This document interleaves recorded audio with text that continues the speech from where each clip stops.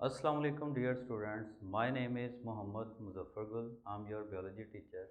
Welcome to Universal e-learning platform. Now we are going to discuss chapter number 1 and our today topic is biology and service of mankind. First of all, we will discuss about food products, how we can improve varieties of food products. Improve varieties of food products. There are some methods to improve food varieties, and the first question is which things are we need to improve as a food. There are some crops like wheat, corn, rice,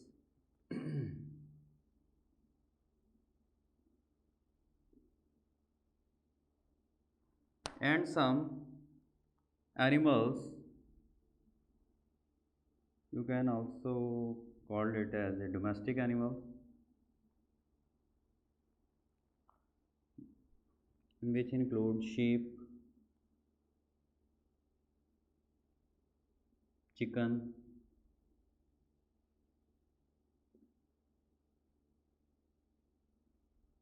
etc. Wheat, corn और rice की जब हम बात कर रहे होते हैं तो ये होती हैं हमारी स्टेपल फूड्स। ये होती हैं हमारी स्टेपल फूड्स। स्टेपल फूड मतलब मेन फूड जो कि हर घर में लाजमी इस्तेमाल की जाती है और सबसे ज़्यादा क्वांटिटी में इस्तेमाल की जाती है।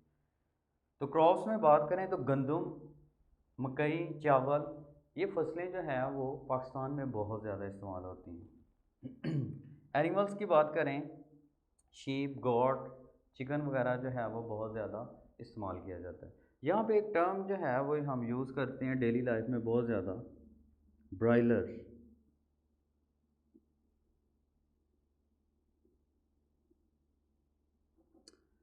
तो जब ब्रायलर का वर्ड आता है तो सबसे पहले हमारे माइंड में क्या कॉन्सेप्ट आता है? वैसे ब्रायलर आपने चिकन वाली जो है वो शॉप्स वगैरह पे जो है वो सुना होगा। तो ब्रायलर का जो है वर्ड है, बायोलॉजिकली हम इसे कहते हैं quick, white and cheap meat. Quick, white and cheap meat. तो हमारे पास वाइट और चीप मतलब सस्ता गोश्त जिसका कलर कंपैरेटिवली देसी गोश्त की निस्बत जो है वो थोड़ा सा वाइट होता है, और क्विक क्योंकि ये जल्दी तैयार हो जाता है। अगर आप देसी मुर्गी की बात करें तो वो फॉर एग्ज़ाम्पल 3 से 4 माह में जो है वो तैयार हो रही है, जबकि हमारे पास ब्रायलर मुर्गी जो है वो विद इन 1 मंथ तैयार हो रही होती है। उसके लिए हम इसकी डाइट में जो है वो हार्मोनल बूस्टर जो है वो ऐड कर रहे होते हैं ताकि ये बिफोर टाइम जो है वो प्रिपेयर हो जाए और इसको हम जो है वो यूज़ कर सकें। तो जिस स्पीड से हमारी पॉपुलेशन बढ़ रही है, इन सब चीज़ों की हमें ज़रूरत इसलिए है क्योंकि हमारी पॉपुलेशन जो है वो बहुत स्पीड से बढ़ रही है।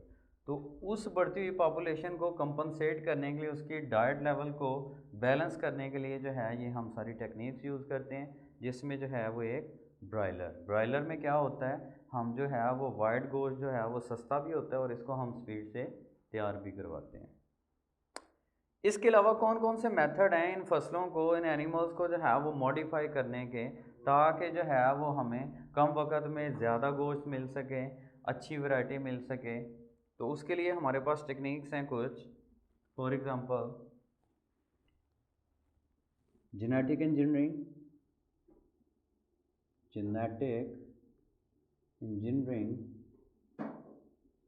इसके अलावा हम यूज़ करते हैं क्लोनिंग। क्लोनिंग के अलावा जो है हमारे पास होती है टिश्यू कल्चरिंग। तो ये हमारे पास कुछ टेक्निक्स हैं जिनकी मदद से जो है वो हम नई नई फसलें और नए नए प्लांट्स और एनिमल्स जो हैं उनको हम मॉडिफाई कर सकते हैं, प्रोड्यूस करवा सकते हैं। Genetic engineering, first of all genetic engineering क्या होता है? Manipulation of gene. Manipulation of gene, genes का अपनी मर्जी से अपने फ़ायदे के लिए इस्तेमाल, इसे हम नाम देते हैं मैनिपुलेशन ऑफ जीन। और मैनिपुलेशन ऑफ जीन जो है ये हम डिस्कस करते हैं जेनेटिक इंजीनियरिंग के अंदर। क्लोनिंग, क्लोनिंग क्या है? A method of asexual reproduction in which genetically identical offsprings are produced, in which genetically identical offsprings are produced, genetically identical offsprings are produced।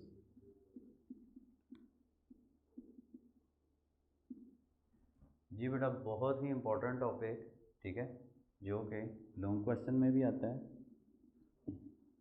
Very important long question,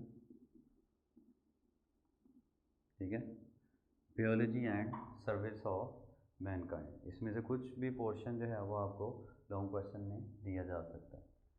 तो cloning में हम क्या करते हैं, genetically identical offspring जो है वो produce कर रहे होते हैं। टिश्यू कल्चरिंग, जैसा कि नाम से जाहिर है टिश्यूज़, और टिश्यूज़ मैंने आपको बताया ग्रुप ऑफ सिमिलर सेल्स होते हैं जिनका ओरिजिन सेम होता है, सेम फंक्शन परफॉर्म कर रहे होते हैं। तो group of similar cells having same origin and performing same function is called tissue culture. स्काफर, एक जानदार को किसी जगह पे सरवाइव करने के लिए जो जो रिक्वायरमेंट्स होती हैं वो उसका कल्चर होता है। फॉर एग्जांपल आप लोग हैं, आप लोगों को रहने के लिए घर चाहिए, पहनने के लिए कपड़े चाहिए, school, colleges, hospitals, medication facilities, roads, ये सारी चीज़ें, आपकी ड्रेसिंग, ये सारा बनाते हैं आपका कल्चर। तो टिश्यू कल्चर, एक टिश्यू को ग्रो करवाने के लिए हमारे पास जो मीडियम होगा इसको हम कल्चर मीडिया भी बोलते हैं, इसको हम क्या बोलते हैं, कल्चर मीडियम। फॉर एग्जांपल इसमें जो है वो हमने कुछ टिश्यूज़ जो है वो ग्रो करवाए हैं, प्लांट टिश्यूज़, ठीक है, मोस्टली जो है ये प्लांट टिश्यूज़ में वो वाले सेल्स ग्रो करवाए जाते हैं जिनको हम नाम देते हैं totipotent cells, totipotent cells. Totipotent cells plant के ऐसे सेल्स होते हैं जिनके अंदर पूरा न्यू प्लांट बनाने की एबिलिटी मौजूद होती है। तो टिश्यू कल्चरिंग में हम क्या करते हैं, हमारे पास कुछ सेल्स होते हैं, उन सेल्स को जो है वो हम ग्रो करवाते हैं कल्चर मीडिया में, ठीक है। कल्चर मीडिया में हम उसकी रिक्वायरमेंट की सारी चीज़ें, for example minerals, water, temperature और जो जो उसे चाहिए होता है वो सब प्रोवाइड करते हैं और उसमें हम उससे न्यू प्लांट्स जो है वो ग्रो करवाते हैं, इसे हम नाम देते हैं टिश्यू कल्चरिंग, ठीक है।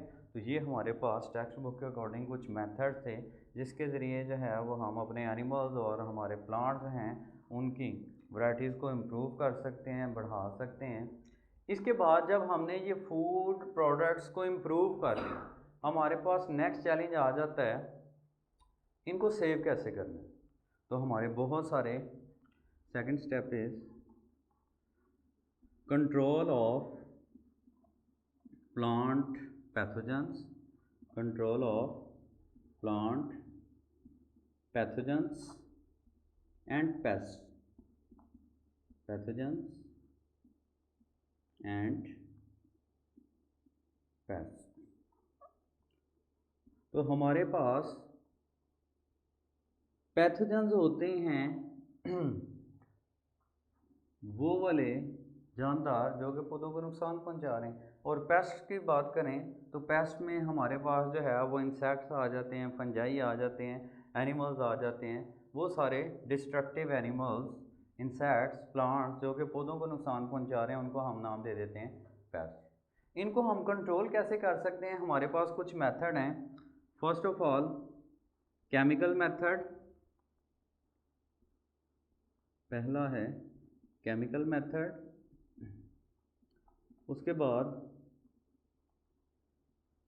नेक्स्ट हम बात करेंगे बायोलॉजिकल कंट्रोल, बायोपेस्टिसाइड्स और आईडीएम। तो पहले बात करते हैं केमिकल मेथड की। केमिकल मेथड में पेस्ट को कंट्रोल करने के लिए हमारे पास होते हैं केमिकल्स जिनको हम बोलते हैं फंजीसाइड्स,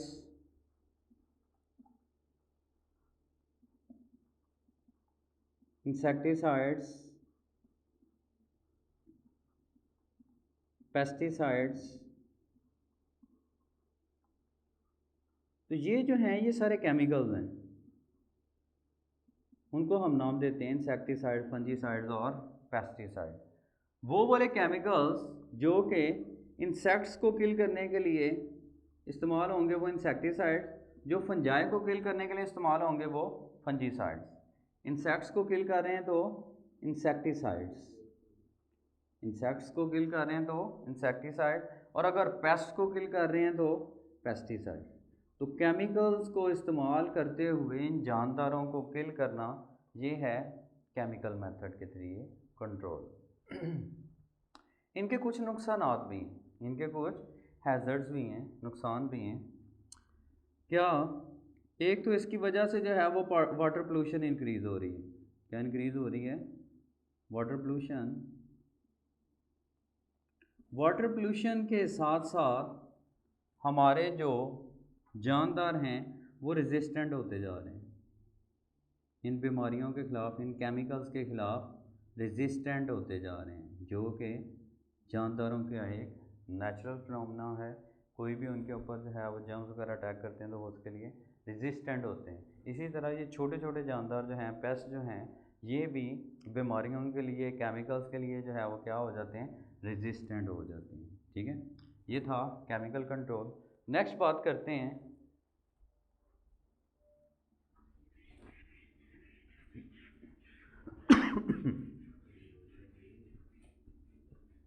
केमिकल कंट्रोल के बाद हमारे पास आ जाएगा बायोलॉजिकल कंट्रोल।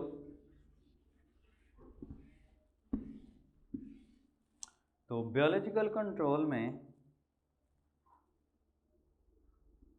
हम जानदारों को, जैसा कि नाम से जाहिर है, जानदारों को जानदारों की मदद से किल करेंगे। कौन से जानदारों को और क्यों कंट्रोल करेंगे, देखते हैं इसको हम। बायोलॉजिकल कंट्रोल, ठीक है। ये जो बायोलॉजिकल कंट्रोल है, इसमें हम क्या करते हैं, हमारे जो नुकसान पहुंचाने वाले जानदार हैं, जो फसलों को नुकसान पहुंचा रहे हैं, जैसा कि एफिड। एफिड एक ऐसा इंसेक्ट है, हनी बी लाइक होता है ये, ठीक है। ये क्या करता है? ये वॉलनट ट्री के ऊपर अटैक करता है। ये किसके ऊपर अटैक करता है? वॉलनट ट्री के ऊपर। ये वॉलनट ट्री के ऊपर अटैक करता है और हमारे अखरोट को जो है वो नुकसान पहुंचा रहा होता है। अखरोट आपको पता है एक जो है वो महंगा फ्रूट है। तो हम क्या करते हैं, इसको किल करने के लिए एक और जानदार जो है उसका इस्तेमाल किया जाता है। वैसे ये कुदरती तौर पे भी इसको खाते हैं, वेस्प। जो भीड़ होते हैं, वेस्प किल करते हैं किसको? एफिड को। अब ये किल हो जाएंगे, वॉलनट ट्री जो है वो सेव हो जाएंगे, तो इसको हम नाम देंगे बायोलॉजिकल कंट्रोल। तो जानदारों की मदद से दूसरे नुकसानदेह जानदारों को, जो हमारी फसलों को नुकसान पहुंचा रहे थे, उनको किल कर देना, इसे हम नाम देते हैं बायोलॉजिकल कंट्रोल। नेक्स्ट है बायो पेस्टिसाइड्स। बायो पेस्टिसाइड्स की हम बात करें तो बायो पेस्टिसाइड्स में हम जो है वो नेचुरल एक्सट्रैक्ट ले रहे होते हैं। क्या ले रहे होते हैं? नेचुरल एक्सट्रैक्ट ले रहे होते हैं। तो बायोपेस्टिसाइड्स में natural extract of plants, natural extract of plants and bacteria. तो हमने प्लांट्स और बैक्टीरिया से केमिकल्स निकाले होते हैं, उनको हम इस्तेमाल करते हैं इन पेस्ट्स को किल करने के लिए, जिसे हम नाम देते हैं बायो पेस्टिसाइड। ठीक है। इसके बाद नेक्स्ट लेवल जो हमारे पास आ जाता है, इसे हम नाम देते हैं आईडीएम। नेक्स्ट लेवल है हमारे पास आईडीएम। आईडीएम की अगर बात करें तो इसको हम बोलते हैं इंटीग्रेटेड डिजीज़ मैनेजमेंट। इसके लिए हम क्या यूज़ करते हैं? इंटीग्रेटेड डिजीज़ मैनेजमेंट, जिसमें हम क्या करेंगे, all relevant and appropriate method to kill pest, IDM. और ये अक्सर जो है वो बोर्ड में आया हुआ शॉर्ट क्वेश्चन भी है, ये बोर्ड में बहुत दफ़ा आ गया। आईडीएम एमसीक्यूज में भी आ सकता है और ज़्यादा आता होता है शॉर्ट क्वेश्चन के अंदर। ठीक है, आईडीएम इंटीग्रेटेड डिजीज मैनेजमेंट, इसमें हम क्या करते हैं, all relevant and appropriate method, all relevant and appropriate method to control a disease. तो किसी भी बीमारी को कंट्रोल करने के लिए जो भी हम रेलेवेंट और अप्रोप्रिएट मेथड यूज़ कर रहे होते हैं उसको हम नाम देते हैं IDM. For example malaria, for example malaria, malaria में क्या होता है, इसको कंट्रोल करने के लिए अगर हम किसी को मलेरिया हो गया तो उसके लिए जो है वो मेडिकेशन यूज़ कर रहे हैं, वैक्सीन यूज़ कर रहे हैं, तो इसे हम आईडीएम का नाम देंगे। अगर हम चाहते हैं हमें मलेरिया ना हो तो हम मच्छरों को किल कर सकते हैं, तो उन मॉस्किटो को किल करने के लिए अगर जो है वो हम कोई स्प्रे या कोई भी जो है वो स्मोक वगैरह यूज़ कर रहे हैं तो वो भी आईडीएम। ठीक है, अगर उनसे बचने के लिए आप नेट यूज़ कर रहे हैं दैट इज़ आल्सो आईडीएम। ठीक है, तो आईडीएम क्या है, all relevant and appropriate method to control a disease. ठीक है, तो किसी बीमारी को कंट्रोल करने के लिए हम उससे रिलेटेड जो भी मेथड यूज़ कर लें उससे रेलेवेंट, वो सारे किस में आ जाएंगे, आईडीएम के अंदर। ठीक है, इसके बाद हमारा नेक्स्ट टारगेट होता है food preservation and preservation of soil, conservation of soil and food preservation. तो कंजर्वेशन ऑफ सॉइल के लिए हम क्या करते हैं, इसके लिए एक बहुत ही इम्पोर्टेंट टेक्निक है कंजर्वेशन ऑफ सॉइल, जो हम मस्ट लेवल पे जो है प्रैक्टिकली भी करेंगे। कंजर्वेशन ऑफ सॉइल, सॉइल को कंजर्व करने का तरीका, सॉइल को महफूज करने का तरीका हमारे पास क्या है। कंजर्वेशन ऑफ सॉइल के लिए हमारे पास जो है वो टेक्निक यूज़ होती है, इसको हम नाम देते हैं क्या, हाइड्रोपोनिक कल्चर टेक्निक। इसके लिए हमारे पास एक टेक्निक है hydroponic culture technique. Hydroponic culture technique की बात करें तो ये एक ऐसी टेक्निक है जो कि एस्ट्रोनॉट्स इस्तेमाल कर रहे होते हैं। वो लोग जो खला में जाते हैं वहाँ पे उनके पास सब्जियाँ ग्रो करवाने के लिए जो है वो एक टेक्निक इस्तेमाल होती है जिसे हम नाम देते हैं हाइड्रोपोनिक कल्चर टेक्निक। पानी के अंदर जो है वो सब्जियाँ ग्रो करवा रहे होते हैं, यहाँ से जो भी चीज़ें लेके जाएंगे फ्रूट सब्जियाँ वहाँ पे ज़्यादा देर सर्वाइव नहीं कर सकती, तो वहाँ पे उनको ज़रूरत होती है कि ख़ुद से इनको ग्रो करवाएं, तो उसके लिए टेक्निक है हाइड्रोपोनिक कल्चर टेक्निक। इस टेक्निक के अंदर हम क्या करते हैं, हाइड्रोपोनिक कल्चर टेक्निक के लिए हमारे पास जो है वो वाटर टब मौजूद होते हैं। उस वाटर टब के अंदर हम जो है वो यूज़ करते हैं वाटर, और वाटर कौन सा, इरेटेड वाटर, कौन सा यूज़ करते हैं, इरेटेड वाटर, इरेटेड वाटर लफ्ज़ी मतलब देखें तो हवा वाला पानी। आपने एक्वेरियम वगैरह देखे होंगे, बड़े बड़े मॉल्स के अंदर जो है वो एक्वेरियम मौजूद होते हैं, इसके अंदर हमने फिल किया हुआ है वाटर, प्लस इसके अंदर ऐड किया हुआ हमने इसके लिए रिक्वायर्ड मिनरल्स। ठीक है, तो ये टेक्निक मिनरल्स को आइडेंटिफाई करने के लिए भी, किसी प्लांट को ग्रो करने के लिए कौन से मिनरल रिक्वायर्ड हैं इसके लिए भी यूज़ की जाती है। ठीक है, इसमें हमारे पास सी फॉर्म होता है और इस सी फॉर्म के अंदर जो है हम यहाँ पे प्लांट्स को जो है विद कॉटन अटैच कर देते हैं। सी फॉर्म के अंदर छोटे छोटे होल्स क्रिएट करते हैं, पौधों को जिनको हम सीडलिंग्स का नाम दे सकते हैं, उन सीडलिंग्स को जो है वो हम यहाँ पे ग्रो करवा देते हैं। कैसे, कॉटन को रैप करते हैं, सीडलिंग को पकड़ते हैं और जो सी फॉर्म होती है उसके अंदर हम इसको रख देते हैं। अब सी फॉर्म की डेंसिटी कम होती है, वो वाटर पे फ्लोट करती है, तो इसकी वजह से ये ऊपर मौजूद रहते हैं। इसके अंदर हम वाटर और मिनरल्स ऐड कर देते हैं, साथ में क्या लगा देते हैं, एक एयर पम्प। एयर पम्प बहुत ज़रूरी है। ठीक है, ये जो है वाटर की BOD को बैलेंस करता है, बायोलॉजिकल ऑक्सीजन डिमांड। तो उसके अंदर जो गैसेज हैं नाइट्रोजन, ऑक्सीजन, कार्बन डाइऑक्साइड, उसको बैलेंस करने के लिए ये बहुत ज़रूरी होता है। हमने जो बड़े बड़े मॉल्स में एक्वेरियम देखे हैं उनके अंदर फ़िशेज़ और वो सारी चीज़ें क्यों सर्वाइव करती हैं, क्योंकि उनके अंदर इरेटेड पंप लगे होते हैं। एयर पंप के ज़रिए जब वो बबल्स निकल रहे होते हैं उस एक्वेरियम में से, उस पानी में से नाइट्रोजन, कार्बन डाइऑक्साइड उस एयर बबल में चली जाती है और उसमें से ऑक्सीजन जो है वो वाटर में डिफ्यूज़ होती है, जिसकी वजह से वाटर की BOD जो है वो मेंटेन रहती है। इसके बाद नेक्स्ट बात करें तो वो है प्रिजर्वेशन ऑफ फूड। हमने सबसे पहले फूड प्रोडक्शन पे काम किया, प्लांट्स और एनिमल्स की वैरायटी जो है उनको इंक्रीज़ किया। फिर हमने प्लांट्स की वैरायटीज़ को तो इम्प्रूव कर लिया, फिर हमने पढ़ा कि उनको हम कैसे जो है वो कंट्रोल कर सकते हैं उन पैथोजेंस को जो पौधों को नुकसान पहुंचा रहे थे, उसके लिए हमने मेथड पढ़े। फिर उसके बाद हमने एक टेक्निक पढ़ी कंजर्वेशन ऑफ सॉइल। सॉइल जहाँ पे नहीं है हमारे पास वहाँ पे हम पौधों को कैसे ग्रो करवा सकते हैं, तो वो है हाइड्रोपोनिक कल्चर टेक्निक। ठीक है, तो इसमें से जो है वो शॉर्ट क्वेश्चन इस तरह से आता होता है, इसके यूजेस मैंने आपको बताया। एस्ट्रोनॉट्स जो है वो इनको जो है वो इस्तेमाल कर रहे होते हैं ताकि स्पेस में फ्रूट्स वगैरह जो है वो वेजिटेबल्स जो है इनसे हासिल की जा सकें। और दूसरा मिनरल्स को आइडेंटिफाई करने के लिए, एक प्लांट को ग्रो करने के लिए जो है वो कौन से मिनरल्स रिक्वायर्ड होते हैं।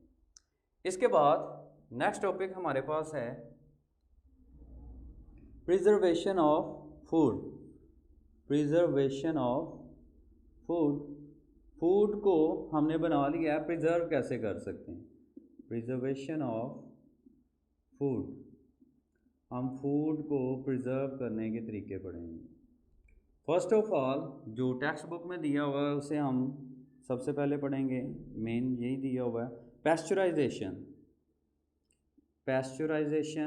पैस्चराइजेशन जो है वो एक ऐसा मेथड है जिसे साइंटिस्ट ने अपने नाम से जो है वो नॉमिनेट कर दिया, पैस्चराइजेशन।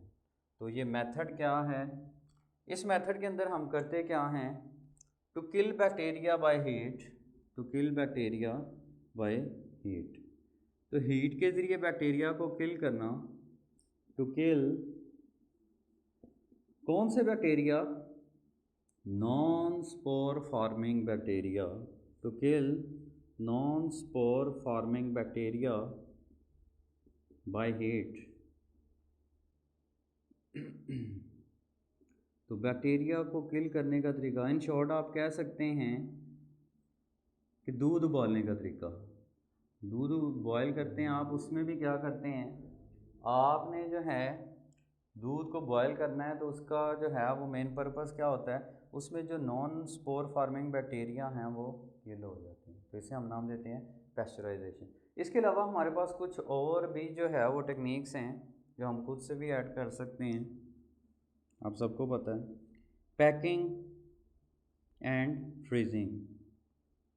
फ्रीजिंग जो है वो एक बड़ा अच्छा मेथड है आजकल, और पैकिंग, ये दो मेथड जो हैं फूड को प्रिजर्व करने के लिए बहुत ज़्यादा इस्तेमाल होते हैं। ठीक है, एक तो हमने पढ़ लिया पैस्चराइजेशन, दूसरा है फ्रीजिंग। जब हम खाने को फ्रीज़ कर देते हैं, रेफ्रिजरेटर में जो है वो रख देते हैं, तो फिर जो है वो हमारा खाना ज़्यादा देर के लिए सेव रहता है, वो ख़राब नहीं होता। क्यों?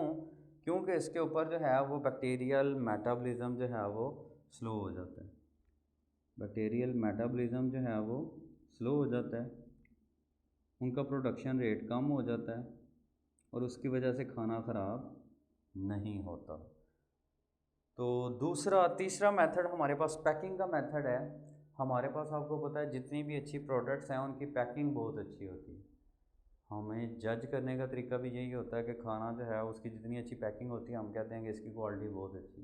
ठीक है, जिस तरह टिन पैक जो है वो कोल्ड ड्रिंक्स के आ रहे होते हैं या और जूसेस वगैरह के होते हैं, तो उनकी पैकिंग, अगर आप उस पैकिंग को ओपन करें तो अंदर वाली साइड पे आपको एलुमिनियम शीट नज़र आ रही होती है जो कि बहुत अच्छी रिफ्लेक्टर है और वो हमारे खाने को ज़्यादा देर तक सेव रखती है। ठीक है, तो ये हमने आज जो है वो पढ़े हैं biology and service of Mankind में।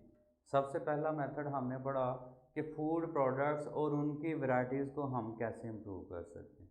ठीक है, उसमें हमने पहले पढ़ा कि कौन कौन सी चीज़ों को इम्प्रूव करना है, फिर हमने उन चीज़ों को इम्प्रूव करने के मेथड पढ़े, ब्रॉयलर पढ़ा, क्लोनिंग पढ़ा, जेनेटिक इंजीनियरिंग पढ़ा, उसके बाद हमने टिश्यू कल्चरिंग पढ़ी। जब हमारे पास ये वैराइटीज़ आ गई हैं, फिर हमने पढ़ा कि इसके अंदर जो है वो हम कैसे जो है इनको सेव कर सकते हैं, इनको प्लांट पैथोजन से कैसे बचा सकते हैं। उसके लिए हमने कुछ टेक्निक्स पढ़ी, chemical control, biological control, biopesticides और आईडीएम। उसके बाद फिर हमने कंजर्वेशन ऑफ सॉइल के बारे में पढ़ा। कंजर्वेशन ऑफ सॉइल में हमने जो है वो हाइड्रोपोनिक कल्चर टेक्निक पढ़ी कि पानी के अंदर जो है मिनरल्स, वाटर ऐड करके, टेम्परेचर मेंटेन करके, रेटेड पंप लगा के इसके अंदर हम पौधों को ग्रो करवा सकते हैं। हाँ, इसके लिए सॉइल की कोई कंपल्शन नहीं है। फिर लास्ट पे हमने पढ़ा preservation of food. Preservation of food की बात करें तो इसमें हमने मेथड पढ़े, पैस्चराइजेशन, फ्रीजिंग और पैकिंग। तो पैस्चराइजेशन में हमने पढ़ा कि जानदारों को हीट के ज़रिए जो है वो किल किया जा सकता है। उसके बाद हमने पढ़ा फ्रीजिंग मेथड। फ्रीजिंग मेथड में जो है हमारा मेटाबॉलिज्म स्लो हो जाता है जानदारों का, उनकी ग्रोथ रेट कम हो जाता है, जिसकी वजह से चीज़ें जो हैं वो काफ़ी देर तक सेव रहती हैं। इसके बाद हमने पढ़ा पैकिंग। तो पैकिंग के ज़रिए भी जो है वो चीज़ों को ज़्यादा देर तक सेव किया जा सकता है। इसके बाद नेक्स्ट टॉपिक है डिज़ीज़ कंट्रोल, जो कि खुद एक लॉन्ग क्वेश्चन है।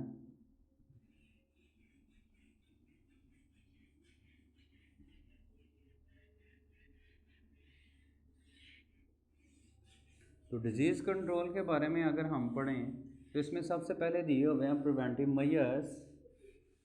हमारे पास कोई डिजीज़ हैं, उनसे बचने के हमारे पास तरीके जो हैं वो क्या हैं। तो फर्स्ट हेडिंग हमारे पास है डिज़ीज़ कंट्रोल। बीमारियों को जो है वो हम कैसे कंट्रोल कर सकते हैं। तो डिज़ीज़ कंट्रोल की बात करें तो हमारे पास ये बहुत ही इम्पोर्टेंट लॉन्ग क्वेश्चन है, वेरी इंपॉर्टेंट लॉन्ग क्वेश्चन, ठीक है। इससे पहले जो हमने पढ़ा वो भी इम्पोर्टेंट लॉन्ग क्वेश्चन है, ये भी इम्पोर्टेंट लॉन्ग क्वेश्चन है। डिजीज़ कंट्रोल में सबसे पहले जो है वो हम पढ़ेंगे प्रिवेंटिव मेजर्स। प्रिवेंटिव मेजर्स, बीमारियों से बचने के तरीके, हिफाजती तदाबीर। प्रिवेंटिव मेजर्स, प्रिवेंटिव मेजर्स की बात करें तो प्रिवेंटिव मेजर्स में हमारे पास सबसे पहले जो है वो डिस्कस किया गया एड्स को, जिसको हम एक्वायर्ड इम्यूनो डेफिशिएंसी सिंड्रोम के नाम से जानते हैं, इसके प्रिवेंटिव मेजर्स, ठीक है। और नंबर 2 पे जो है वो हम पढ़ेंगे किसके बारे में, हेपेटाइटिस के बारे में। इनके बारे में डिटेल में जो है वो बताया हुआ है आगे चैप्टर नंबर 5 में। चैप्टर नंबर 5 में जो है वो इसकी मज़ीद डिटेल जो है वो दी गई है, ठीक है। वहाँ पे इसको हम डिटेल से डिस्कस करेंगे। यहाँ पे हमने सिर्फ डिस्कस करने हैं इसके प्रिवेंटिव मेजर्स। अगर एड्स की बात करें, एक्वायर्ड इम्यूनो डेफिशिएंसी सिंड्रोम, तो इसको हम किस किस तरह से जो है वो इससे बचा जा सकता है। तो इसके लिए जो है हमारे पास पहला फैलने का मेथड होता है फ्री सेक्सुअल कॉन्टैक्ट। एक से ज़्यादा लोगों के साथ जो सेक्सुअल कॉन्टैक्ट होता है वो एक मेजर काज है एड्स के फैलने का। इसके अलावा ब्लड ट्रांसफ्यूजन, अगर आप ब्लड डोनेट कर रहे हैं और खुदा न खास्ता जो डोनर है, जो ब्लड दे रहा है, उसको हम जो है वो नाम देते हैं डोनर का, और जो रिसीव कर रहा होता है उसे हम नाम दे देते हैं रेसिपेंट का, ठीक है। तो डोनर को अगर जो है खुदा न खास्ता एड्स है तो वो उसमें ट्रांसफ़र हो जाएगा रेसिपेंट के अंदर, ठीक है। इसके अलावा सर्जिकल टूल्स, एक बंदे का जो है वो ऑपरेट किया गया और उसको एड्स था, वही टूल्स अगर दूसरे पेशेंट के लिए इस्तेमाल हो जाएंगे तो उस बंदे को भी क्या हो जाएगा, एड्स हो जाएगा, ठीक है। इसके अलावा कंटेमिनेटेड सिरिंजेस, अगर जो है एक एड्स वाले पेशेंट्स की सिरिंज को दोबारा इस्तेमाल किया जाए किसी और पेशेंट के लिए, तो मैक्सिमम चांसेस हैं कि उसको भी क्या हो जाएगा, एड्स हो जाएगा, ठीक है। तो ये एड्स फैलने के कुछ तरीके हैं, अगर हमें इसकी अवेयरनेस होगी तो इससे हम जो है वो बच सकते हैं, ठीक है। तो hepatitis, hepatitis enlargement of liver, इसको भी हम चैप्टर 5 में डिटेल से पढ़ेंगे।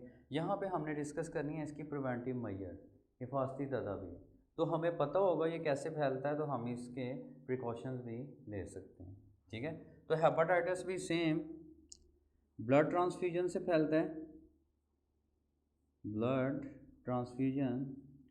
हेपेटाइटिस वाला पेशेंट जिसको ब्लड देगा उसको जो है वो हेपेटाइटिस हो जाएगा। सर्जिकल टूल्स अगर जो है वो इस्तेमाल किए जाते हैं इनके लिए, तो इससे भी जो है वो हेपेटाइटिस हो जाएगा, सर्जिकल टूल्स, ठीक है। अगर जो है कंटेमिनेटेड सिरिंजेस इस्तेमाल की जाती हैं, इस्तेमाल शुदा सिरिंजें, कंटेमिनेटेड सिरिंजेस इस्तेमाल की जाएं, तो उससे भी जो है ये बीमारी फैल जाती है, कंटेमिनेटेड सिरिंजेस। तो इन तरीक़ों से ये फैल रहा है, तो इन चीज़ों को अवॉइड करके जो है वो हम इससे बच सकते हैं। ये था हमारा आज का टॉपिक। अल्लाह हाफ़िज़।